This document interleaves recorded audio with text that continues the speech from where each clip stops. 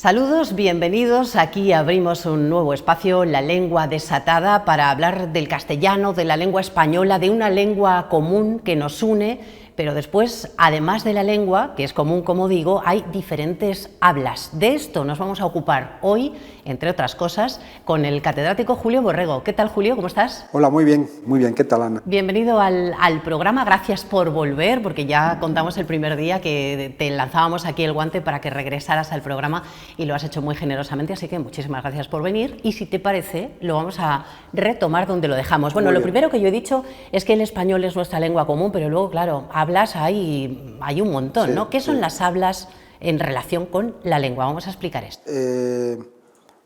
Sí, tenemos una lengua común y tenemos luego una serie de variedades.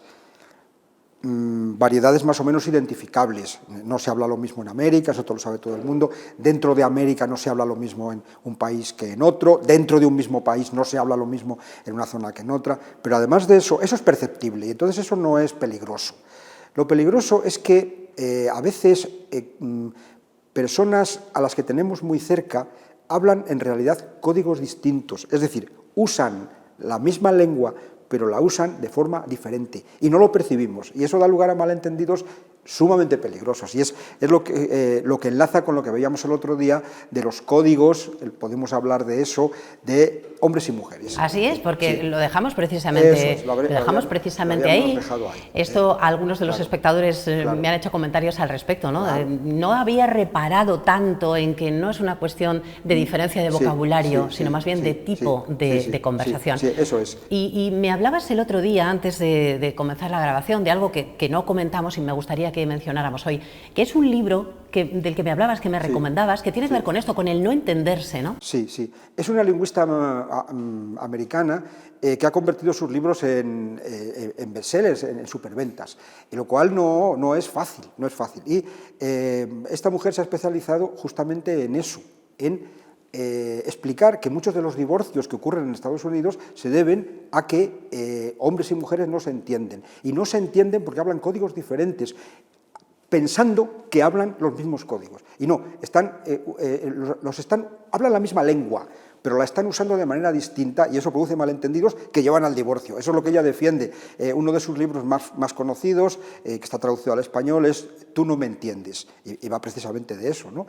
Entonces, si quieres, me extiendo un poco más en ese asunto. Sí, yo lo que quería preguntarte, Julio, bueno, quería recordar, porque para que todos los que están en casa se hagan idea de qué decimos con esto de los códigos, quería recordar el ejemplo que tú ponías el otro día, ¿no? Cuando, por ejemplo, decías, mi mujer es más de sugerir a lo mejor que de dar órdenes, pero me dice, ¿vas tendiendo la ropa? ¿Vas tendiendo la ropa? Oye, tiende la ropa, por favor. Bueno, ese tipo de desencuentros son los que explica esta lingüista, que no sé si hemos dicho el título de la obra. El libro se llama Tú no me entiendes y la autora es Deborah Tannen. Deborah Tannen, lo tenemos que buscar este libro para está traducido y es asequible. No sé si estará agotado y se encontrará en las librerías, pero en las bibliotecas está seguro. Vamos a buscarlo. Bueno, y decíamos, empezábamos hablando de este asunto porque era donde lo dejábamos el otro día, pero claro, ¿qué más códigos? O sea, hay más casos en los que la gente no se entiende, a pesar de que hoy día la globalización ha llegado a todo y la lengua también ya es más general para todos. ¿Sigue habiendo códigos diferentes, pues, por ejemplo, en el campo y en la ciudad? Sí, de todas maneras, si me permites terminar de redondear el asunto de los hombres y las mujeres con otro ejemplo. ¿Cómo no? Porque eso es un tema delicado. Es un ejemplo de ese libro que te acabo de mencionar, que casi siempre se cita, es que, por ejemplo, ¿qué hacemos los hombres y las mujeres cuando nos cuentan un problema? A ver. Entonces, generalmente, según esta autora, cuando una mujer cuenta un problema, lo que hace otra mujer que la escucha es contarle otro problema suyo con la finalidad de que vea que la ha entendido. Eso es empatía, ¿no? Un poco en esa línea. Lo que hace un hombre cuando una mujer le cuenta un problema es darle un consejo. Bueno, entonces, Deborah Tannen transcribió un diálogo en que el hombre le dice que, no sé si le dice que ha dormido muy mal. Y entonces ella le dice, a mí eso también me pasa, que es la reacción típica femenina ante un problema. Yo te entiendo porque a mí también me pasa. Pero el hombre dice, vaya, ya estás hablando de ti. A ella le parece que es una manera de acercarse a él y a él le parece que es una forma de no me cuentes tu vida, ¿no? Y a partir de ese diálogo se inicia una discusión. Muy a eso me significativo. refiero. Es decir, lo que se llaman las funciones lingüísticas, lo que uno hace con la lengua en la sociedad, porque la lengua es un medio de comunicación, pero es un instrumento de actuación. Y con la lengua hacemos muchas cosas. Yo publiqué una vez un trabajo que se llamaba Haciendo cosas con la lengua, o algo así. Hacemos cosas con la lengua y ocurre que los hombres y las mujeres hacemos esas cosas de manera diferente. Y eso produce malentendidos porque nos parece que hablamos la misma lengua y no hablamos la misma. Y no es verdad. Fíjate que a raíz de nuestra conversación del último día que viniste, yo he puesto atención en esto, no sé si los que vieron el programa lo han hecho, he puesto atención en esto, por ejemplo, con los hombres y mujeres que me rodean, y he encontrado que hay mucho de verdad en ello, por ejemplo, en el trabajo, cómo nos relacionamos entre mujeres y entre hombres, y cómo nos decimos las cosas. Es muy curioso. Yo les invito a hacer la reflexión. Y hay otra cosa muy interesante, y es que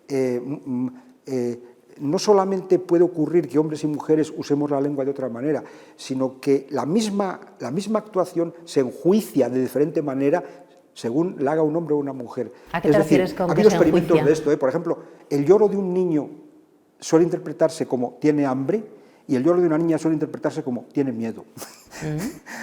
Sabiendo, siempre, claro, esto es una herencia de lo que ha sido la educación de hombres y mujeres tradicionalmente. A partir de eso, por ejemplo, ya te dije el otro día que era muy frecuente que las mujeres, se ha dicho que las mujeres tienen más estructuras interrogativas.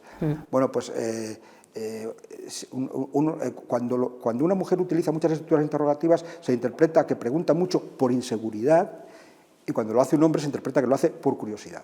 Ajá. Y muchas veces las mujeres preguntan simplemente por amabilidad, para no ser tan tajantes. Incluso frases, el contenido de determinadas frases se interpreta de diferente manera según las pronuncia un hombre o una mujer. Por ejemplo, si un hombre dice voy a arreglar el armario, se supone que está desvencijado y que le va a poner unas puntas. Si lo dice una mujer es que va a colocar la ropa. Ajá, el verbo arreglar en ese sentido tiene otro significado completamente diferente, ¿no? Es verdad. Bueno, pues nada. Curiosidades.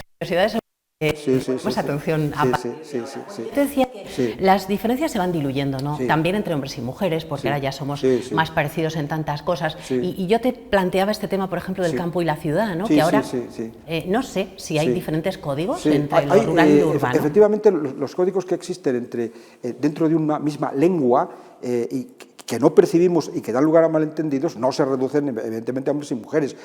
Ocurre mucho con el campo y la ciudad. Un ejemplo trivial, los saludos. Ahora ya no porque esto también se va igualando como todo, pero en época de mis abuelos, si un hombre pasaba por delante de un vecino que estaba acabando en una huerta, no se podía limitar a decir buenos días. O sea, si tú le decías buenos días y sigues adelante, ese hombre pensaba que estabas enfadado con él, seguro. Había que quedarse a charlar. Los saludos eran muy diferentes. O sea, los saludos incluían todo un ritual que consistía en preguntarle cómo había dormido, o sea, ¿qué tal? ¿Has descansado bien? Y tú, bien, adiós, gracias. Pero no solo eso. Cuando ibas por el camino y encontrabas a una persona, tenías que preguntarle qué estaba haciendo y qué ibas a hacer tú. ¿Qué haces? Pues nada, aquí estoy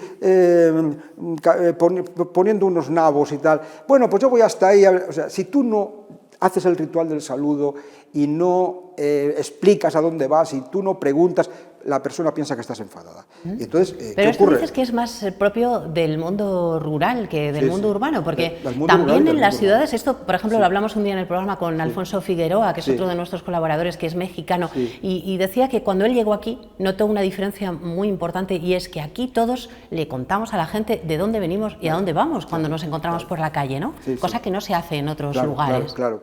Pero dices que en el campo es aún mayor esa necesidad de explicarse, ¿no? Sí, yo creo que esto va quedando reducido al mundo rural, el mundo rural antiguo, porque ya en el mundo rural ya no sucede esto. Es decir, ahora ya la gente, los jóvenes en el campo se saludan, o más bien no se saludan, lo mismo que hacemos en la ciudad. Bueno, la cortesía tiene muchas curiosidades, ¿no? La cortesía es todo un mundo, y eso, enlazando con lo que estamos diciendo, ahora que tenemos mucho contacto con personas de Hispanoamérica, pues a veces se producen también malentendidos precisamente por un uso diferente de la cortesía. Vamos a ver si soy capaz de resumir esto, porque sobre la cortesía se ha escrito muchísimo. Vamos a ver, hay dos formas de cortesía. Una consiste en que en respetar el yo del otro. Eso lo han llamado, ¿por qué? Porque hay una cosa que se llama imagen social que no se puede herir, que no se puede atacar. Entonces, no se puede atacar la imagen y entonces es cortés, en esta visión de la cortesía, no penetrar en la intimidad del otro. O sea, quedarse un poquito al margen, ¿no? Eso es lo que se ha llamado cortesía negativa. Ajá. Negativa no quiere decir que sea mala, quiere decir que consiste en no hacer algo para no ofender. O sea, no haces nada, digamos que dices buenos días o buenas tardes y ya. No, esto sobre todo se aplica a actos de habla que pueden considerarse agresivos. Por ejemplo, preguntas, peticiones. Hay actos de habla que por sí mismos son agresivos. Por ejemplo, preguntar o pedir. Bien. Entonces, la cortesía negativa lo que hace es hacer esos actos que invaden la intimidad del otro de la forma más delicada posible. Eso es lo que se llama cortesía negativa. Y hay una cortesía positiva, que se llama así, cortesía positiva, que consiste en abrir tu intimidad al otro. En abrir tu intimidad al otro, en meterlo en tu yo.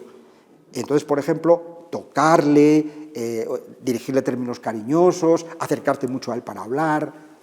Pues ocurre que en algunos grupos sociales, y sobre todo en algunos países, por ejemplo en los del norte de Europa o en muchos de Hispanoamérica, lo que predomina es la cortesía negativa. Y, en cambio, en España lo que predomina, y los países del sur de Europa, por ejemplo, en Italia, lo que predomina es la cortesía positiva. Y mucho esto que dices, del tocarse y acercarse, entonces, que ha sido tan complicado ahora en pandemia. ¿Qué hace para nosotros un americano? Pues que cuando le preguntamos, cuando por ejemplo nos pregunta por una calle, consideramos que es muy relamido y muy empalagoso porque da 1000 rodeos para preguntarnos una calle. ¿Por qué? Porque no quiere invadir nuestro yo con una pregunta y practica la cortesía negativa, que es la propia de su país. ¿Qué hacemos los españoles? Pues al contrario, lo que hacemos es expandir nuestro yo y meter a la gente en nuestro yo. Y entonces tocamos, voceamos, no damos las gracias porque nos sirvan un café, que es una cosa que nos sorprende mucho a los... Ahora quizá un poco más, ¿no? Pero es porque nos estamos contaminando con la cortesía negativa, esa que nos han dicho que no tenemos, ¿no? Entonces, ¿qué ocurre? Pues que hay un choque. Es decir, a nosotros, los que practican la cortesía negativa, nos parecen estirados, nos parecen... fríos, sobre todo, ¿verdad? Y nosotros a ellos les parecemos groseros, bruscos, maleducados, chillones. Es simplemente un problema cultural. Pero bueno, gracias y el por favor, poco a poco se va utilizando más, ¿no? En las conversaciones cotidianas, en los bares, el gracias, claro, el pero por favor, es porque va cambiando, ¿no? Y seguramente también los nórdicos, cuando vienen a España, acaban también siendo efusivos y acaban tocándose. Cuando a un estudiante americano le preguntas en los primeros días de clase qué es lo que más le ha llamado la atención de los españoles, se dicen siempre eso. Que no me dejan hablar, que me pisan los turnos de palabra, que me tocan, que se acercan mucho para hablar. Es una cosa que le llama la atención. Porque están practicando el tipo de cultura, están tratando de ser educados a su manera. Claro, hay una forma verbal y otra no verbal de practicar la cortesía, y aquí estamos hablando de ambas, ¿no? Y de la manera de dirigirse. Por ejemplo, entre profesores y alumnos pasa esto también, Julio. Tú que llevas tantos años en la docencia, ¿notas que hay una diferencia entre los jóvenes actuales y los anteriores a la hora de ser corteses con nuestros profesores, ¿o no? Sí, es decir, ellos... por ejemplo, se ha extendido muchísimo más el uso del tú. El tú tiene dos vertientes. Significa falta de respeto y significa falta de distancia. Entonces, el tú en la época de nuestros abuelos era falta de respeto y entonces se usaba muy poco. Damaso Alonso cuenta que los compañeros de su clase, se llamaban de usted. Entre sí, los alumnos. Sí, se llamaban de usted. Y para llamar un hombre a una mujer o una mujer a un hombre de tú tenía que tener enorme intimidad. Bueno, los alumnos ahora llaman de tú al profesor. La otra dimensión del tú es la proximidad, y esa es la que predomina hoy. Es decir, mi madre me diría, o mi abuela me diría, no me hables de tú porque me faltas al respeto, y hoy día se diría, no me hables de usted porque me alejas. Así es. Entonces, eso es lo que se nota. Me alejas o me haces un poco mayor. Claro, cuando es otra fuente de choque continuo. Cuando choca una visión con la otra, entonces hay conflictos. Eso ocurre mucho en los hospitales. Por ejemplo, el personal sanitario tiene la consigna, por lo menos la tuvo, de usar el tú con todo tipo de gente para acercarla. Y entonces, por ejemplo, hay personas, algunos de los que ven este programa me han contado en alguna ocasión que quizá por acercamiento las enfermeras, por ejemplo, los médicos, las médicas, Sí, voy a incluir, sí, porque he dicho sí, las que sí, enfermeras, que- enlazamos con que el sí, tema que del sí, otro que sí, día, que el sí. personal Sí, sanitario, personal sanitario. tiene la costumbre de llamarte automáticamente de tú, aunque ya Claro. seas una persona de 70 o de 60 o de Claro, la edad que tengas, claro, ¿no? claro, Eso claro. intenta acercarnos, una falta de Claro, respeto. claro. Y si yo tengo la misma visión que ellos y pienso que eso es un acercamiento, estoy contento. Pero si yo pienso que el tú es una falta de respeto, me cabreo. Te sientes mal. Así Y eso, es. Lázaro Carreter, por ejemplo, tiene un artículo feroz en El Dardo de la Palabra criticando eso, pero feroz. Si tienes ocasión, léelo y verás cómo se enfada porque usan, le llaman de tú, ¿no? porque usan el tú en los Constantemente. hospitales. A un egregio varón de España al que iban a operar de próstata diciéndole, tú no te preocupes que te voy a dejar esto como el culito de un niño. Y él dice, pero bueno, qué falta de respeto. Y otro diría, oye, pues mira, qué amable, ¿no? Para cortar distancias. Don Fernando, el dardo en la palabra siempre es una joya, hay que volver a él en muchas una niñita ocasiones. rubia se me acerca y me dice, ¿tú tienes algo publicado sobre esto? ¿Tú tienes algo publicado sobre esto? Y unos Nada enfados de menos. don Fernando, que claro, tenía una concepción del tú y el usted totalmente diferente a la que tenía la niña, que pensaba que le estaba haciendo un favor con el tú. Claro, bueno, los jóvenes a veces se dirigen así a los profesores y los jóvenes sí que son otro sector y, por ejemplo, los que tengan hijos en edad adolescente lo entienden de sobra, o los que los hayan tenido, cómo nos aleja a veces el lenguaje, porque los jóvenes se rebelan con el lenguaje, pero ojo, nosotros nos hemos rebelado también, ¿no? Sí, sí, claro. En alguna ocasión, Sí, sí. cuando éramos más jóvenes. Sí, sí, sí, claro que sí, los jóvenes. También se ha escrito muchísimo sobre el habla de los jóvenes y sobre su lenguaje diferente, pero eso es normal. Es decir, todo grupo que intenta diferenciarse tiende, en primer lugar, a identificarse, a proveerse de señas de identidad poderosas. Y una de las señas de identidad más poderosas es la lengua. La lengua es como la ropa, yo siempre la comparo, la lengua y la ropa son signos sociales muy evidentes y muy parecidos. Entonces, lo mismo que tú intentas diferenciarte con la ropa, intentas diferenciarte con el lenguaje. Ajá, pero cuando los jóvenes dicen ahora, por ejemplo, constantemente en sus conversaciones, dicen en plan. En plan. Sí. Esto, bueno, lo habrás visto también con tus propios alumnos que te Sí, digan, pues sí, esto sí, lo sí, he hecho sí, en plan. Sí.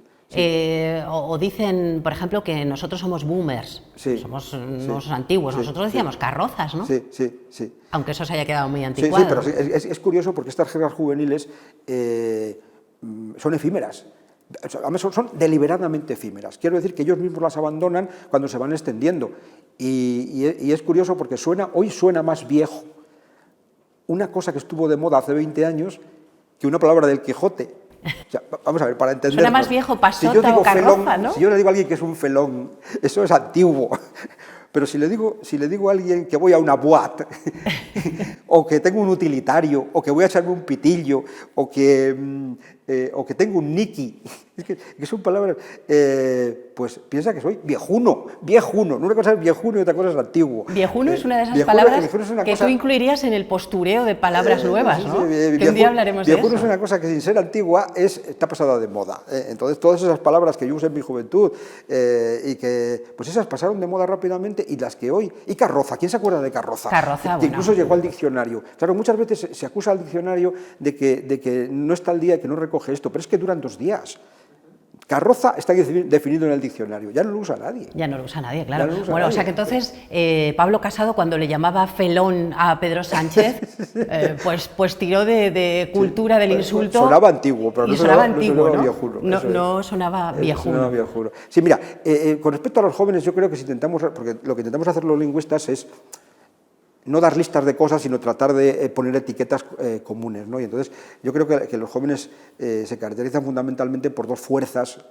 Una es el énfasis, la exageración, y otra es la afectividad. Entonces, todos sus esfuerzos lingüísticos van en este sentido. Entonces, no te puedes imaginar cómo se renuevan continuamente los términos ponderativos, o sea, los que indican exageración.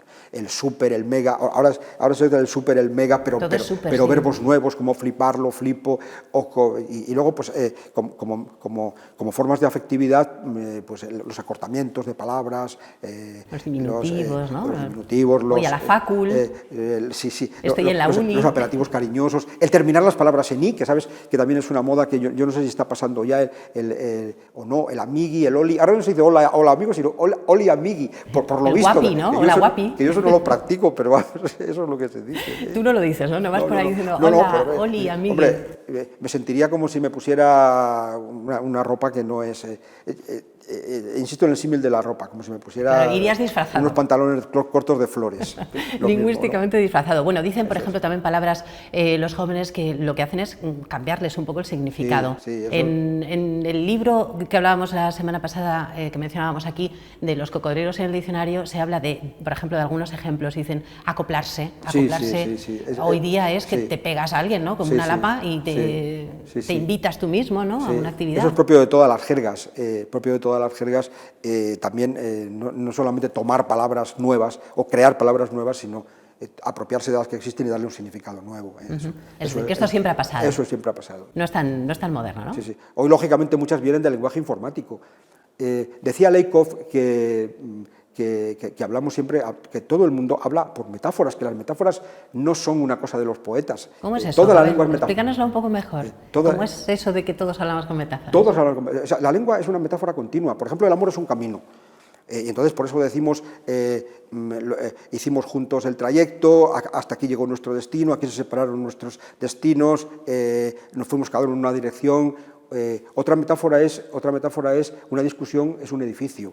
Entonces se basa en cosas, no tiene cimientos sólidos, no se sostiene, se derrumbó su argumentación, etcétera, todo eso, ¿no? Otra metáfora es todo lo bueno está arriba, todo lo malo está abajo, que al fin y al cabo viene a ser lo mismo del cielo y del infierno, ¿no? Entonces nos venimos arriba, nos crecemos, nos derrumbamos, nos levantamos, todo eso. Bueno, venirse abajo, venirse arriba, que a mí siempre me choca todo un poco. Lo bueno está arriba.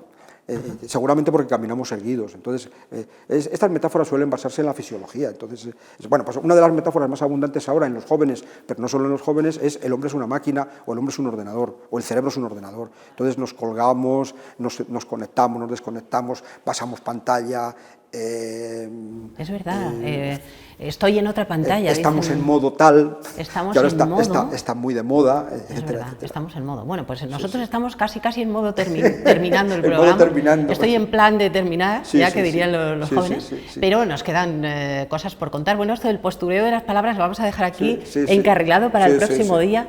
Has hablado de viejunos, vamos a tener que hablar de, yo qué sé, de perroflautas también, ¿no? De perroflautas, de pagafantas. De pagafantas. Esto para la próxima, ¿te parece, Julio? Porque no quiero que se nos acabe el tiempo sin que nos recomiendes, ya saben los espectadores, que aquí siempre hacemos un breve aparte para nuestro libro abierto de hoy.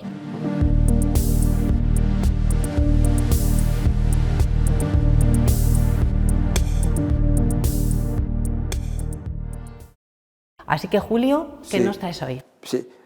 Mira, ahí siempre me pones en un aprieto, porque claro, hay tantas cosas que a uno le gustan. He estado pensando en dos clásicos que a mí me encantan, que uno es Galdós y otro es Delibes. A mí me encantan, la gente no debe tenerle miedo a los clásicos. Entonces al final me he decidido por Delibes. Y dentro de Delibes, por un libro aparentemente infantil, pero que no tiene nada de infantil, que es un libro divertido, pero muy tierno y muy profundo, que es El Camino. Entonces yo recomiendo a la gente que lo relea o que lo lea, porque hay gente que no lo ha leído, y aunque es un libro muy conocido y que se recomienda en los colegios, yo no sé si el colegio es el lugar más adecuado para leerlo. Yo creo que siendo adulto se aprovecha mejor. Tiene un vocabulario tan rico, ¿verdad? Sí, pero no solo eso, sino que además está tan aparentemente sencillo y lo que te decía, tierno pero profundo.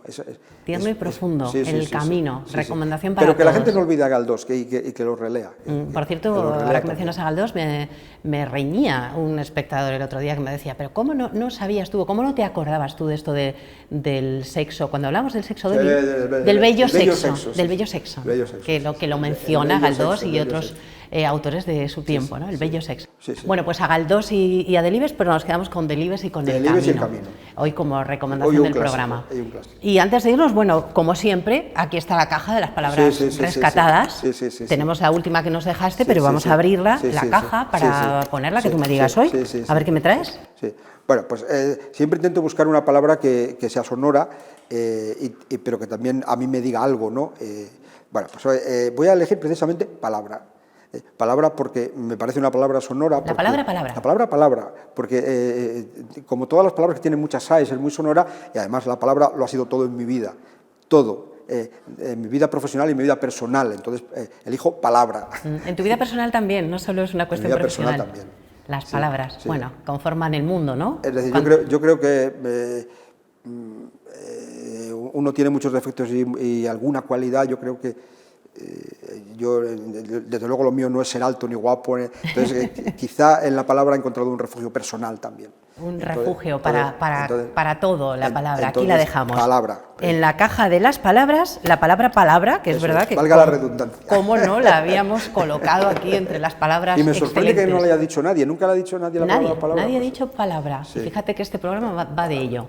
Julio Borrego, muchísimas gracias por haber venido al programa y nos vemos otro día, si te apetece, para que sigamos hablando, ya hemos dicho, de postureo, de estas palabras curiosas. Muchas gracias, Julio. Pero ¿de verdad que me vas a aguantar otra vez? Hombre, cómo no, me encantaría que vinieras, pero no una vez más, sino muchas veces más, porque tienes muchísimo que contar de todas esas palabras que, como decíamos, yo a tu disposición. Han conformado tu vida. Muchas gracias, Julio. Nosotros nos vamos, volvemos la próxima semana, como siempre, con más lengua desatada. Hasta entonces, adiós.